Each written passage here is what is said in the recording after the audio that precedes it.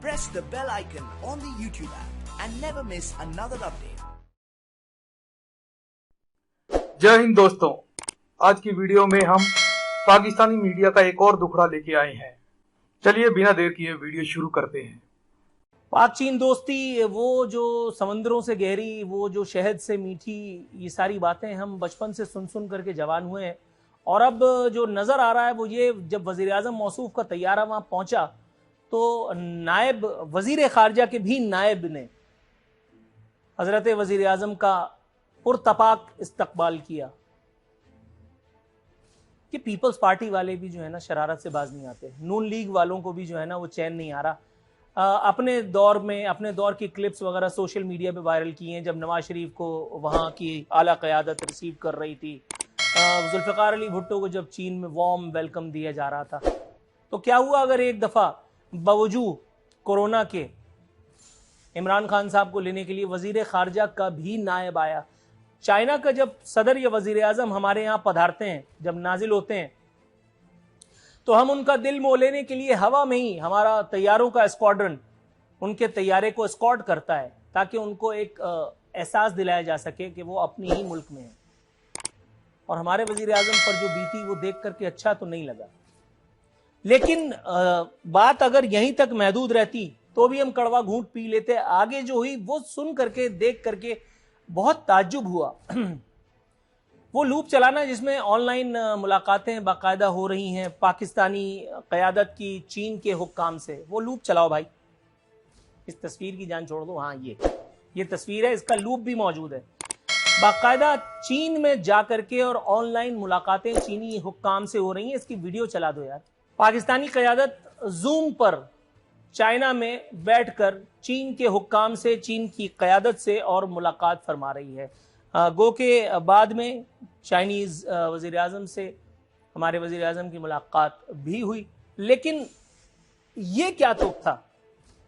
Zoom से ही अगर आपने मीटिंग करनी है, हुक्काम को दर्शन देने हैं, उनकी लंतरानियाँ आपने सुननी है, अपनी कुछ सुनानी है, तो जूम से ही अगर आपने मीटिंग करनी थी तो यहाँ से बाकायदा उड़ करके वहाँ जाने की, इतना फ्यूल जलाने की, इतना दिल जलाने की, इतनी मीडिया कवरेज खाने की क्या ज़रूरत थी? ये तो काम यहाँ से भी हो सकता था। लेकिन जनाब, आईटी का दौर है, इंफॉर्मेशन टेक्नोलॉजी की एडवांसमेंट जो है वो कहाँ से कहाँ ले गई है दुनिया को, क्या पता इसके पीछे भी कोई लॉजिक हो मेरे सरकार की। फाकी वज़ीर इत्तलात फवाद ग्रेट चौधरी साहब वो बाज में आए, उन्होंने एक और शगुफा छोड़ा है। उन्होंने कहा है कि अमेरिका चीन तनाज़े में किरदार अदा करने के ख्वाहिशमंद हैं। अमेरिका चाइना तनाज़े में पाकिस्तान अपना किरदार अदा करना चाहता है। अब ये बड़ी खुशकुन बात है, इससे ऐसा लगता है कि हम वर्ल्ड लीडर्स हैं, लेकिन क्या वाकई में ऐसा है? क्या वाकई में ऐसा है? वो यमन का मामला ही हमारे गले पड़ गया था, सऊदी अरब और यमन वाला मामला, उससे बड़ी मुश्किल से निकले। उसके बाद फिर आपने फिर सालसी की कोशिश की, चलो वो किसी न किसी तरह से शायद कबूल हुई, लेकिन अब ये मामला अमेरिका या चाइना में से कौन इस सालसी को मानेगा? और क्या हम वाकई इतनी जबरदस्त पोजीशन पे आ चुके हैं?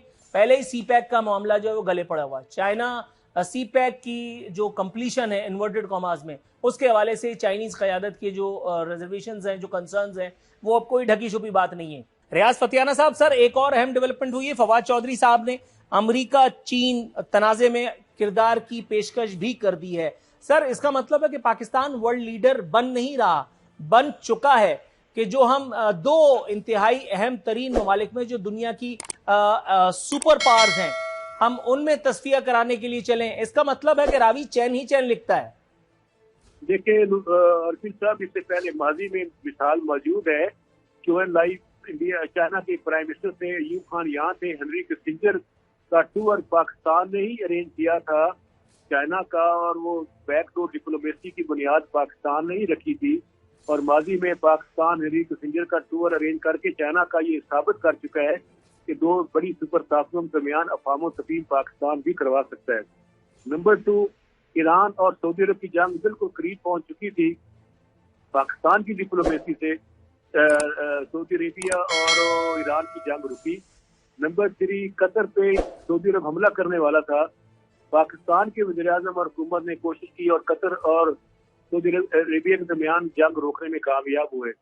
ये वो इक़दाम है। पाकिस्तान की डिप्लोमेसी और फॉरेन सर्विस हमेशा से बड़ी खुश आयद रही है और आपको मालूम होना चाहिए कि सेंट्रल एशिया के 10 ममालिक जो सोवियत यूनियन से अलग हुए थे, इनकी सारी फॉरेन सर्विस की ट्रेनिंग पाकिस्तान की सिविल सर्विस अकेडमी जो फॉरेन सर्विस की है इस्लामाबाद उसमें हुई है। इनकी सारी सिविल सर्विस और स्पेशली फॉरेन सर्विस का ढांचा पाकिस्तान की फॉरेन मिनिस्ट्री और हमारी इंस्टीट्यूट ने खड़ा किया है। तो ये ऐसी कोई नई बात नहीं है जो हम नहीं कर सकते। हमारा अपना एक हमारी अहलियत है जिसको दुनिया तस्लीम करती है। दुनिया तस्लीम करती है। राना एहसान साहब, सर आप लोगों को हर बात में ऐब निकालने की आदत है, वरना पाकिस्तान अल्हम्दुलिल्लाह अब इंटरनेशनल सियासत में एक नुमाया किरदार भी अदा कर रहा है, जो रियाज फतियाना साहब की बातों से साबित भी होता है। आपका जवाब फिर उसके बाद आजिज धामरा साहब से इस पर उनका व्यू पॉइंट लूंगा। देखें, हकीकत तो ये है कि सऊदी अरेबिया ने जो हमें लोन दिया है $3 अरब का, उसकी जो शराइत हैं वो इतनी शर्मनाक हैं कि कोई भी जो मुल्क की जो सोवरेनिटी है उसके ऊपर सवालिया निशान आ जाता है। यानी कि 72 घंटे के अंदर आपको पैसे वापस करने पड़ेंगे, IMF से आप मुआहदा करेंगे वरना वो लोन वापस। और यानी कि ये आपका लेवल है सऊदी दोस्ती का, जो कि पहले वो आपके साथ किस तरह का तावन करते थे और अब क्या हालात हैं। इन्होंने कहा जी अमेरिकन सदर ने भी जो है वो दावत दी, लेकिन खुददार हैं इमरान खान साहब तो नहीं गए। अमेरिका के साथ भी आपके जो फॉरेन पॉलिसी रही है वो एक डिजास्टर रही है। सर क्विकली आपको वाइंड अप करना पड़ेगा राना एहसान साहब, क्योंकि वक्त की इंतहाई शदीद कमी की जानिब बिल्कुल बजा दिया गया। मुख्तसरन ये कि चाइना हो गया, अमेरिका हो गया, सऊदी अरेबिया हो गया, इन सब से आपकी वो फॉरेन पॉलिसी का लेवल नहीं है जो पहले था। ये right sir, got your point. Aziz Dhamra साहब, सर आपका वर्जन। देखिए, पहली बात तो इन हुक्मरानों से ये पूछना चाहिए कि जो सीपेक के मुआहदे थे चाइना के साथ जो स्पीडली चलने थे, उसमें इनकी नालायकी और कोताही की वजह से चाइना इनसे नाराज है और ये जबरदस्ती उनसे दौरा करने की एक लॉबिंग कर रहे हैं। और अभी इनको रिसीव ये क्या पाकिस्तान की रियासत के लिए या प्राइम मिनिस्टर की पोस्ट के लिए क्वेश्चन मार्क नहीं है कि आपको रिसीव किसने किया। और ओलंपिक की गेम में आपको आम पब्लिक में स्टेडियम में बिठा दिया गया, वहां पर कोना पकड़ के आप बैठे हैं। और यहाँ पर मैं बहसियत पाकिस्तानी इस बात पे खुश हूँ कि इंटरनेशनल ताल्लुकात मेरे मुल्क के, मेरे रियासत के मजबूत होने चाहिए और मेरी रियासत पे कोई क्वेश्चन मार्क नहीं होना चाहिए। मगर पाकिस्तान के हवाले से अभी जो रिपोर्ट आई है आपकी जो करप्शन की, उसमें पाकिस्तान ने तरक्की की है या वो पीछे आया है? मैं एक सिंपल सा सवाल रियाज फतियाना साहब से पूछना चाहूंगा। जमाने के अंदाज बदले गए, अभी मैंने अपने इंट्रो में कहा, लेकिन सर अब अंदाज ऐसे भी क्या बदले गए कि वजीर आजम पाकिस्तान को वो समंदरों से गहरी दोस्ती, वो शहद से मीठी दोस्ती, वजीर आजम पाकिस्तान वहां पहुंच रहे हैं और उनको लेने के लिए वजीर खारजा का भी नायब वहां मौजूद है। जब पाकिस्तान में चीनी कोई क़यादत आती है तो हम उनको हवा से ही अपने स्क्वाड्रन तैयारों का स्क्वाड्रन भेज करके ये यकीन दिलाते हैं कि आप अभी तक हमारे सर आंखों पे हैं, आप अभी तक अपने मुल्क की फजाओं में ही हैं। लेकिन सर इस मर्तबा जो देखने में आया वो काफी अजीब सा था। ऐसी कोई बात नहीं है, इंटरनेशनल प्रोटोकॉल है। जब भी कोई हेड ऑफ स्टेट या हेड ऑफ गवर्नमेंट आता है तो उनका जो मिनिस्टर फॉर प्रोटोकॉल होता है वो उसको रिसीव करता है।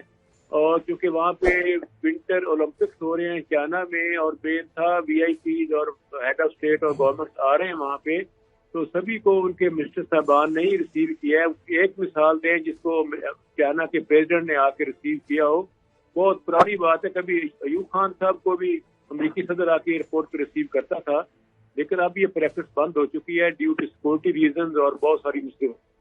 अब सभी मुल्कों की यही प्रैक्टिस है। खुद पाकिस्तान में भी बाहर की ममालिक के लोग आते हैं, वज़ीर आज़म या सदूर, तो आपने नहीं देखा होगा कि सदर या वज़ीर आज़म उनको लेने गए हैं। एक आध वाक़या कहीं जाती तो हो सकता है कि कहीं गए हों, लेकिन आमतौर पर ऐसा नहीं होता। और हस्बे मामूल वो उनको रिसीव किया गया है और उसके मुताबिक उनको पूरा प्रोटोकॉल दिया गया है और बहुत उनकी इज्जत अफजाई हुई है। बहुत सारे मुआहदे उनके आपस में हो रहे हैं और चाइना पाकिस्तान की दोस्ती में नई जो है नया एरा उस पर शुरू होने वाला है। और मैं समझता हूँ कि हमारा पड़ोसी मुल्क है चाइना, दुनिया की दूसरी बड़ी इकोनॉमिक सुपर ताकत है और हमारे सीपैक की वजह से हमारे दोनों मुल्कों के मुफादात आपस में जुड़े हुए हैं। इन हालात में जबकि बाकी आपको जानते हैं एक नई कोल्ड वार भी दुनिया में शुरू है। सोवियत यूनियन के फाल के बाद अमेरिका सुप्रीम ताकत बन गया था, लेकिन अब वो सूरत हाल नहीं है। नया ब्लॉक है, China, Russia, Turkey, Iran, Pakistan भी हो सकता है। तो ये एक इंटरनेशनल पॉलिटिक्स का हिस्सा है। इंडिया की सबसे ज्यादा टिकाऊ अमेरिका का है। ये वो वजूहात हैं जिसकी बिना पे हमें अपने मुल्क और कौम के मुफाद में फैसले करने होते हैं। पहले हम इंडिया और पाकिस्तान दोनों अमेरिका की जेबों में थे, लेकिन आपने देखा जब बांग्लादेश बना, इस पाकिस्तान का डाउनफॉल हुआ, तो उस वक्त हम साथी बेड़े का इंतजार ही करते रह गए, वो नहीं आया जी। तो मेरा ख्याल है कि चीन हमारा आजमाया हुआ दोस्त है और हमारे मुआशी मामलात आपस में जुड़े हुए हैं, इसमें कोई हर्ज नहीं है और बहुत अच्छा प्रोटोकॉल रिस्पेक्ट भी है। ये तो प्रोपेगेंडा है अपोजिशन का, ये हो गया वो हो गया, कुछ भी नहीं हुआ। जो होना था रूटीन के मुताबिक हुआ है और दोनों मुल्कों के दरमियान जो एक एतमाद का रिश्ता है उसमें और इस्तेकाम आया है।